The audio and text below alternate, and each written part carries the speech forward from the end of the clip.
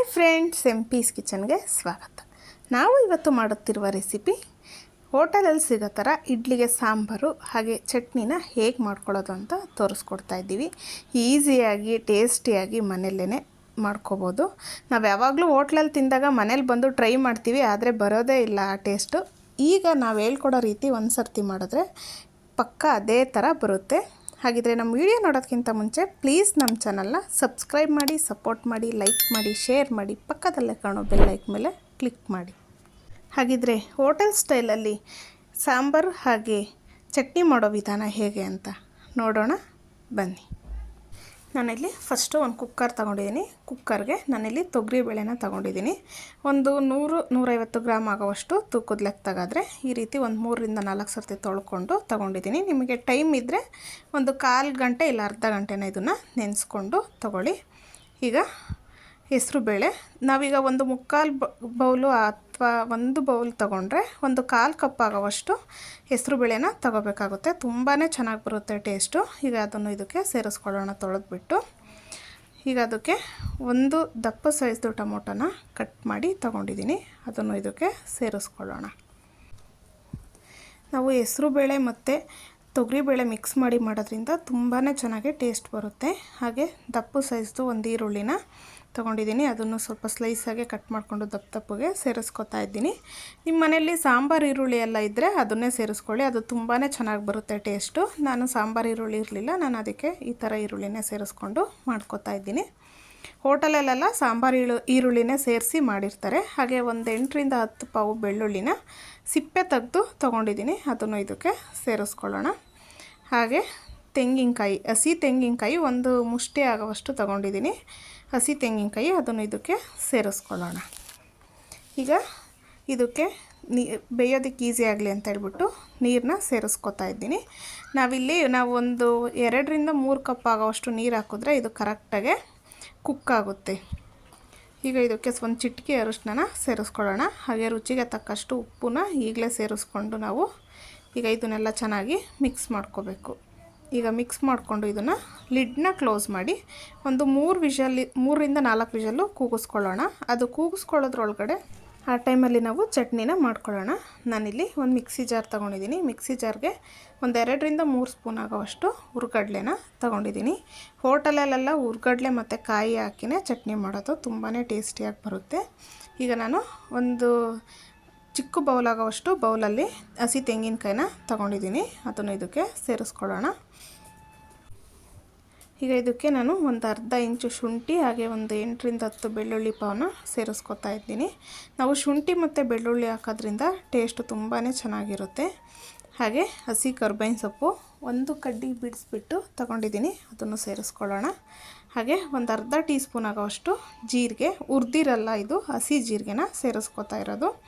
ಹಾಗೆ ಖಾರಕ್ಕೆ ಒಂದು 4 ಹಸಿಮೆಣ್ಸಿಕಾಯಿ ತೊಗೊಂಡಿದ್ದೀನಿ. ನೀವು ಖಾರ ನೋಡಿಕೊಂಡು ನಿಮಗೆ ಖಾರಕ್ಕೆ ಅನುಗುಣವಾಗಿ ಮೆಣ್ಸಿಕಾಯಿನ ಸೇರಿಸ್ಕೊಳ್ಳಿ. ನಾನಿಲ್ಲಿ 4 ಮೆಣ್ಸಿಕಾಯಿನ ಸೇರಿಸ್ಕೊಂಡಿದ್ದೀನಿ. ಹಾಗೆ ಕೊತ್ತಂಬರಿ ಸೊಪ್ಪು ಹಾಗೆ ಪುದೀನ. ನಾವು ಕೊತ್ತಂಬರಿ ಸೊಪ್ಪು ಪುದೀನ ಹಾಕೋದ್ರಿಂದ ಟೇಸ್ಟು ತುಂಬ ಚೆನ್ನಾಗಿ ಬರುತ್ತೆ. ಹಾಗಾಗಿ ನಾನು ಕೊತ್ತಂಬರಿ ಸೊಪ್ಪು ಪುದೀನನ ತೊಳೆದ್ಬಿಟ್ಟು ಸೇರಿಸ್ಕೊತಾ ಇದ್ದೀನಿ. ಹಾಗೆ ಒಂದು ಚಿಕ್ಕ ನೆಲ್ಲಿಕಾಯಿ ಗಾತ್ರದಷ್ಟು ಹುಣಸೆಹಣ್ಣ ತೊಳೆದು ನೆನೆಸಿಟ್ಕೊಂಡಿರೋದು, ಈಗ ಅದನ್ನು ಇದಕ್ಕೆ ಸೇರಿಸ್ಕೊಳ್ಳೋಣ. ಹಾಗೆ ರುಚಿಗೆ ತಕ್ಕಷ್ಟು ಉಪ್ಪು ಈಗ ಸೇರಿಸ್ಕೊಂಡು ರುಬ್ಬೋದಕ್ಕೆ ಈಸಿ ಆಗಲಿ ಅಂತ ನೀರನ್ನ ಸೇರಿಸ್ಕೊತಾ ಇದ್ದೀನಿ. ಈಗ ಇದನ್ನು ರುಬ್ಕೊಂಡು ಬರೋಣ. ನೋಡಿ, ಈ ರೀತಿ ತುಂಬಾ ಚೆನ್ನಾಗಿ ಟೇಸ್ಟಾಗಿ ಬರುತ್ತೆ. ಈ ರೀತಿ ನಾವು ಚಟ್ನಿ ಮಾಡ್ಕೊಳ್ಳೋದ್ರಿಂದ ಈಗ ಒಂದು ಬೌಲಲ್ಲಿ ಶಿಫ್ಟ್ ಮಾಡ್ಕೊಳ್ಳೋಣ. ನೀವು ನೀರಿನ ಕನ್ಸಿಸ್ಟೆನ್ಸಿ ನೋಡಿಕೊಂಡು ಮಾಡ್ಕೋಬೋದು. ನಾನಿಲ್ಲಿ ಸ್ವಲ್ಪ ಗಟ್ಟಿಗೆ ಮಾಡ್ಕೊಂಡಿದ್ದೀನಿ. ನೋಡಿ, ಈಸಿಯಾಗಿ ಕಮ್ಮಿ ಟೈಮಲ್ಲೇ ನಾವು ಬೇಳೆ ಬೇಯೋ ಅಷ್ಟರೊಳಗಡೆ ಈ ರೀತಿ ಚಟ್ನಿನ ಮಾಡ್ಕೋಬೋದು. ಈಗ 4 ವಿಷಲ್ ಕೂಗಿದೆ ಕುಕ್ಕರು, ಹಾಗೆ ತಣ್ಣಗೆ ಆಗಿದೆ. ಈಗ ಇದನ್ನು ಲಿಡ್ನ ಓಪನ್ ಮಾಡ್ಕೊಳ್ಳೋಣ.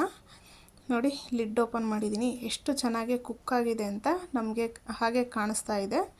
ಬೇಳೆ ಎಲ್ಲ ಈ ರೀತಿ ಸ್ಮ್ಯಾಶ್ ಆಗೋ ಥರ ನಾವು ಬೇಯಿಸ್ಕೋಬೇಕು. ಆವಾಗ ನಮಗೆ ತುಂಬಾ ಈಸಿಯಾಗಿ ಬೇಗ ನಾವು ಮಾಡ್ಕೋಬೋದು. ಇದನ್ನು ಸ್ಮ್ಯಾಶ್ ಮಾಡಬೇಕು ಅನ್ನೋ ಥರ ಏನಿರಲ್ಲ, ಮಿಕ್ಸಿಗೆ ಹಾಕಬೇಕು ಅನ್ನೋ ಥರ. ನಾವು ಇದನ್ನು ಒಂದು ಚೌಟ್ ತಗೊಂಡು ಇಲ್ಲಾಂದರೆ ಸ್ಮ್ಯಾಶರ್ ಸಹಾಯದಿಂದ ಇದನ್ನು ಸ್ವಲ್ಪ ಈ ಥರ ಸ್ಮ್ಯಾಶ್ ಮಾಡಿದ್ರೆ ಸಾಕು, ಅದು ಬೇಗ ನುಣ್ಣಗೆ ಆಗುತ್ತೆ ನಮಗೆ.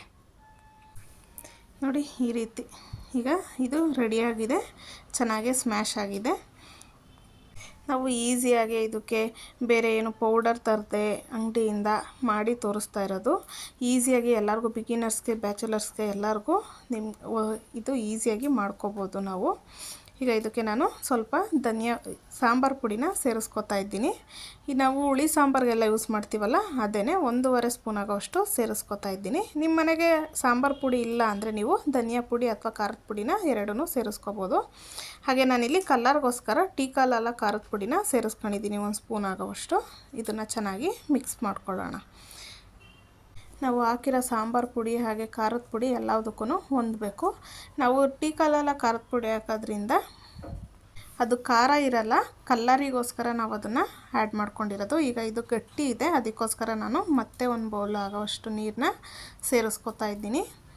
ಈಗ ಇದನ್ನೆಲ್ಲ ಚೆನ್ನಾಗಿ ಮಿಕ್ಸ್ ಮಾಡ್ಕೊಳ್ಳೋಣ. ಈಗ ಮಿಕ್ಸ್ ಮಾಡ್ಕೊಂಡು ಒಂದು ಸತಿ ನೀವು ಉಪ್ಪು ಖಾರನ ಚೆಕ್ ಮಾಡ್ಕೋಬೋದು. ಉಪ್ಪು ಖಾರ ಏನಾದರೂ ಕಮ್ಮಿ ಇದ್ದರೆ ಈ ಟೈಮಲ್ಲಿ ನಾವು ಸೇರಿಸ್ಕೋಬೋದು. ಇದನ್ನು ನೋಡ್ತಾ ಇದ್ದೀರಲ್ಲ, ಕಮ್ಮಿ ಟೈಮಲ್ಲೇ ಎಷ್ಟು ಬೇಗ ನಾವು ಕ್ವಿಕ್ಕಾಗಿ ಮಾಡ್ಕೋಬೋದು ಅಂತ ಹೇಳ್ಬಿಟ್ಟು. ಈಗ ಇದನ್ನು ಸ್ವಲ್ಪ ಕುದಿ ಬರಬೇಕು, ಆ ರೀತಿ ಇಟ್ಕೊಳ್ಳೋಣ. ಈಗ ಕೊನೆಯಲ್ಲಿ ಕೊತ್ತಂಬರಿ ಸೊಪ್ಪನ್ನ ಸೇರಿಸ್ಕೊತಾ ಇದ್ದೀನಿ. ಇದಕ್ಕೆ ಈಗ ಒಂದು ಒಗ್ಗರಣೆನ ಹಾಕ್ಕೋಬೇಕಾಗುತ್ತೆ. ನಾನಿಲ್ಲಿ ಒಂದು ಚಿಕ್ಕದು ಕಡಾಯಿ ತೊಗೊಂಡಿದ್ದೀನಿ. ಈಗ ಕಡಾಯಿ ಬಿಸಿಯಾಗಿದೆ, ಅದಕ್ಕೆ 2ರಿಂದ 3 ಟೇಬಲ್ ಸ್ಪೂನ್ ಆಗುವಷ್ಟು ಆಯಿಲ್ನ ಸೇರಿಸ್ಕೊಳ್ಳೋಣ. ಈಗ ಆಯಿಲೆಲ್ಲ ಬಿಸಿಯಾಗಿದೆ, ಅದಕ್ಕೆ 1 ಟೇಬಲ್ ಸ್ಪೂನ್ ಆಗುವಷ್ಟು ಸಾಸಿವೆನ ಸೇರಿಸ್ಕೊತಾ ಇದ್ದೀನಿ. ಹಾಗೆ 1/2 ಟೇಬಲ್ ಸ್ಪೂನ್ ಆಗುವಷ್ಟು ಜೀರಿಗೆನೂ ಇದಕ್ಕೆ ಸೇರಿಸ್ಕೊಳ್ಳೋಣ. ಈಗ ಸಾಸಿವೆ ಜೀರಿಗೆ 2 ಸಿಡಿದಿದೆ, ಇದಕ್ಕೆ 1 ಬ್ಯಾಡಗಿ ಮೆಣಸಿನ್ಕಾಯಿನ ಮುರಿದ್ಬಿಟ್ಟು ಸೇರಿಸ್ಕೊತಾ ಇದ್ದೀನಿ.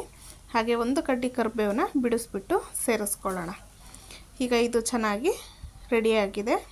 ನಾವು ಈ ರೀತಿ ಲಾಸ್ಟಲ್ಲಿ ಒಗ್ಗರಣೆ ಹಾಕೋದ್ರಿಂದ ಅದ್ರ ಫ್ಲೇವರು ಹಾಗೆ ಇರುತ್ತೆ. ಹಾಗೆ ಕೊನೆಯದಾಗಿ ಸ್ವಲ್ಪ ಹಿಂಗನ್ನ ಸೇರಿಸ್ಕೊಂಡು ಒಂದು ಸರ್ತಿ ಇದನ್ನು ಮಿಕ್ಸ್ ಮಾಡಿಕೊಂಡು ಸಾಂಬಾರೊಳಗಡೆ ಸೇರಿಸ್ಕೊಳ್ಳೋಣ.